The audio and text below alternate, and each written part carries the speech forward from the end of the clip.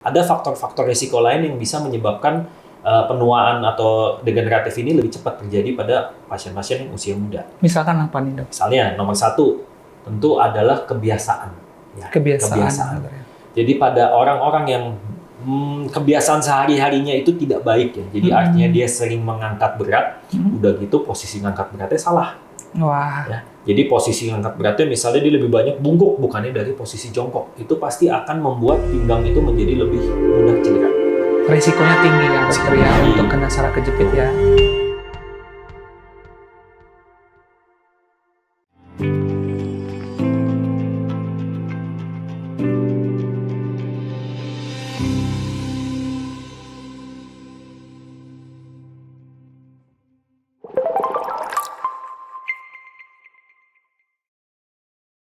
Oke, berikutnya mungkin dok, yang sering juga ditanyakan adalah mengenai pengobatan. Kadang juga beredar bahwa saraf kejepit ini nggak bisa diobati, katanya. Atau kalau diobati, di surgery akan lumpuh, begitu dok ya. Mungkin kita akan bahas lebih dalam nih doknya. Pengobatannya sebenarnya bagaimana dok untuk saraf kejepit ini dok? Jadi kita kembali lagi, mungkin bukan ngomongin saraf kejepit, tapi kembali lagi ke low back pain atau back pain kita bicara secara garis besar. Itu pengobatannya kita sebenarnya selalu bilangnya dibagi menjadi 4 level. Dibagi menjadi 4 level dok. Level pertama itu dengan obat dan istirahat dulu.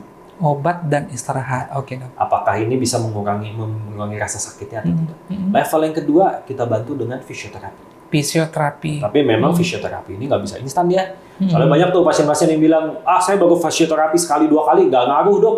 Ya, memang fisioterapi itu biasanya lama, nggak bisa instan. Ya harus butuh waktu, tergantung regimennya, tergantung dokter rehabilitasi medik ya, ada yang 8 kali, ada yang 10 kali, ada yang 12 kali. Ya. Apabila dengan fisioterapi masih tidak membaik, itu baru kita naik ke tahap selanjutnya yang level 3 yang kita sebut dengan pain management. Pain management dok ya. Pain management ini artinya yang kita obati adalah rasa sakitnya, gejalanya yang kita treat. Ya, ada banyak memang jenis pain management mulai dari suntik steroid, bisa dengan kardiofrekuensi atau mungkin juga dengan terapi laser. Jadi ini adalah suatu tindakan yang kalau kita di sini sih biasa kita lakukan di kamar operasi ya, tapi ini bukan tindakan operasi sebenarnya. Bukan tindakan operasi. Bukan. Memang tindakannya dilakukan di kamar operasi, tetapi bukan tindakan operasi karena kita tidak melakukan penyayatan kulit. Umumnya kalau pain management ini kita hanya menggunakan jarum. Siap. Ya. Baru apabila kondisinya cukup berat atau mungkin dari gambaran MRI penjepitannya terlalu hebat, baru kita naik ke level 4 itu dengan operasi. Operasi ya dok ya. Jadi kalau andai kan ditanya, treatment pastinya untuk saraf kejepit memang hanya operasi. Operasi dok ya. Karena hanya operasi itu yang benar-benar kita berusaha membebaskan saraf terjepitnya. Sedangkan yang lainnya ini lebih ke arah menjaga supaya menghilangkan rasa sakitnya. Wah. Karena belum tentu ya sebagai contoh ya, ada beberapa pasien yang mungkin dia medical check up, melakukan MRI, ternyata dari gambaran MRI-nya sarafnya kejepit. Tapi pasiennya tidak ada keluhan. Ada yang seperti itu. Dan kalau memang seperti itu ya kita tidak usah lakukan treatment apapun. Karena yang fokus utama kita adalah kita treat keluhan pasiennya dulu. Apabila dari semua usaha ini rasa sakitnya masih ada, berarti mau nggak mau ya kita harus membebaskan penyebab utamanya, itu saraf terjepitnya. Dok. Nah, luar biasa dok ya. Ternyata ada 4 ya dok ya. Tadi diterangkan bahwa pengobatan dan treatmentnya ada mulai dari obat-obatan, farmakologi atau dengan istirahat kan dok. Ada fisioterapi, ada juga pain management dan juga terakhir adalah surgery atau operasi. Nah, paling dok kalau misalkan pasien ini datang dengan sudah pasti dengan hasil saraf kejepit nih dok.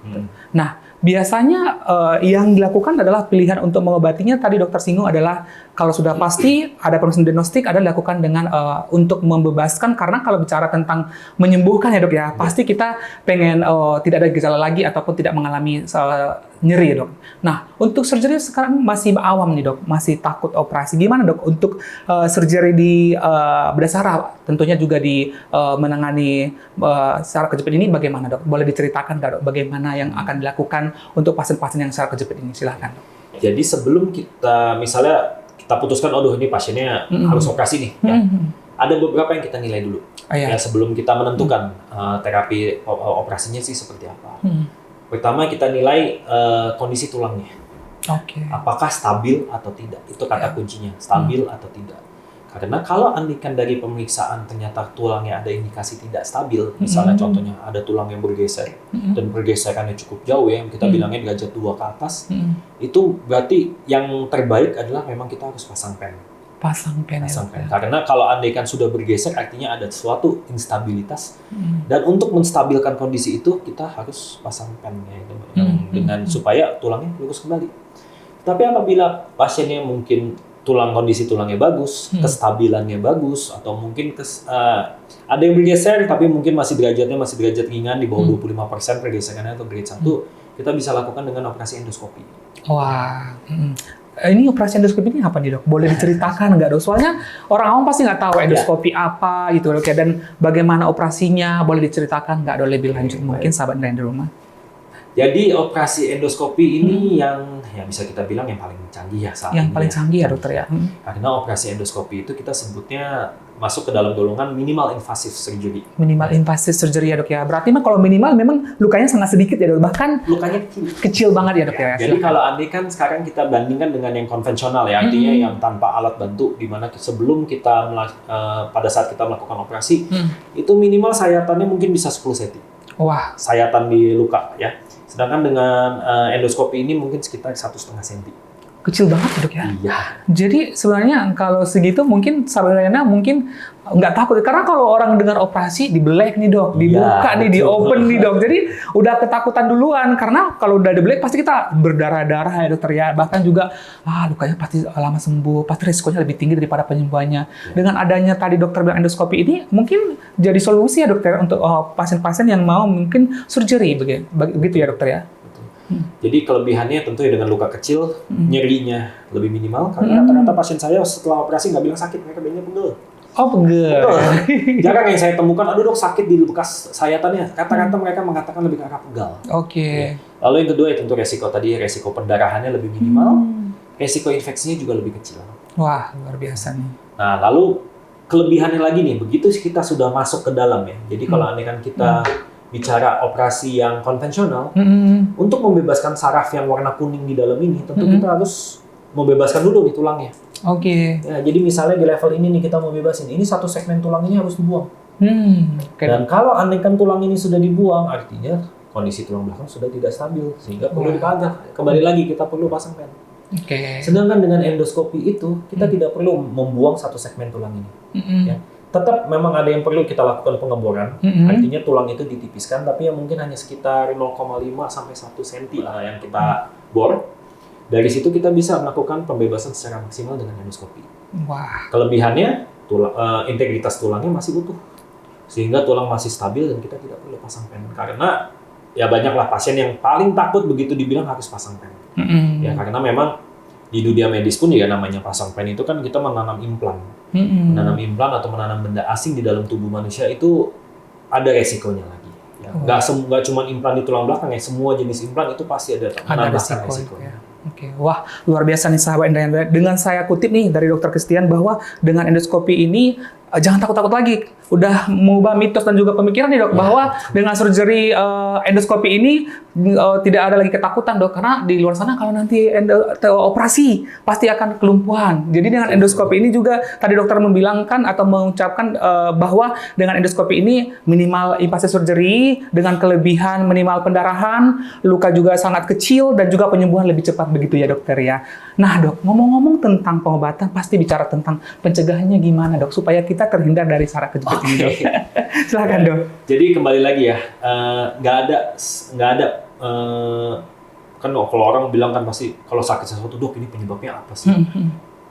Pada faktor penyakit degeneratif di tulang belakang ini nggak ada cuma satu penyebab, pasti multifaktorial. Yang tadi saya sebut ya usia, kebiasaan sehari-hari, berat badan, merokok itu juga ya itu resiko. Kalau merokok itu menyebabkan bantalan itu menjadi lebih cepat rusak. Nah, jadi pencegahannya gimana ya? Kita kembalikan lagi, jangan lakukan semua ini. Iya guys.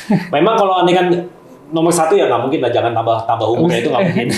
Itu yang nggak bisa kita hindari ya dokter ya. Nomor satu yang utama yang namanya degeneratif, ya kita nggak bisa melawan usia ya. Jadi nggak mungkin saya bilang ya jangan tambah usianya. Tapi yang bisa kita lakukan tentu satu adalah pola hidup sehat. Pola hidup sehat, sebenarnya. Kurangi berat badan. Kurangi berat badan. Tetap jaga aktivitas fisik. Karena kalau andaikan tubuh kita banyak bergerak, otomatis otot-otot punggung kita ini pasti akan menjadi lebih terlatih, sehingga lebih kuat menopang kestabilan dari tulang belakang. Wah. Lalu ya kalau memang sering ngangkat berat, ya itu tolong diperhatikan. Apabila memang sudah ada saraf kejepit, kalau bisa udah nggak boleh lagi angkat berat. Terus kebiasaan lainnya tuh yang kadang-kadang suka miss. Perhatikan alas kaki. Alas kaki, Dok. Ini hubungannya apa nih, Dok? Jadi ternyata kalau andaikan pada pasien yang sering berjalan atau berdiri lama, atau yang mungkin yang suka hobinya lagi, ternyata kalau andaikan kita menggunakan alas kaki yang tidak baik, atau mungkin alas kaki yang misalnya sepatu yang sudah lama, itu kadang-kadang kan kalau kita perhatikan solnya itu habis lebih habis di satu sisi lah, antara bagian luar atau bagian dalam. Itu artinya pasti kaki kita tuh posisinya agak miring. Oke. Dan kalau andaikan ini dibiarkan dalam waktu lama, itu nanti bisa mencederai mulai dari ankle, lutut, sendi paha, bahkan sampai ke pinggang. Wah. Jadi itu yang kadang-kadang suka miss ya. Jadi bahaya juga, Dok, ya. betul, terutama kalau andaikan ya kita tenaga medis ya, perawat atau dokter IGD terutama yang banyak berdiri, ya termasuk kami juga dokter bedah, kalau andaikan operasi menggunakan sendal, misalnya ya kita menggunakan sendal yang nggak bagus, itu terasa pinggang itu sakit lama-lama. Sakit ya, Dok, ya? Ya. Oke. Wah, memang harus hati-hati nih sahabat dari rumah. Tapi memang paling saya kutip sih dari Dokter Christian adalah memang pola hidup sehat itu perlu dijaga ya, Dokter, ya. Dan berat badan ideal juga diperhatikan dan aktivitas dijaga ya, Dokter, ya. Begitu ya, Dok. Nah, satu lagi, Dok, sebelum kita tutup, Dok. Kesimpulan mengenai saraf kejepit bisa sembuh selama mendapat penanganan yang tepat. Silahkan, Dok. Oke. Jadi kembali lagi ya, penyebab saraf kejepit apa? Ya, kalau memang kita bicara degeneratif kan, kembali lagi usia kita tidak bisa lakukan. Treatment yang kita usahakan itu adalah target utama adalah bebas nyeri. Itu dulu aja. Ya. Kita nggak usah pikirkan kalau saraf kejepit itu apakah memang harus semua dioperasi.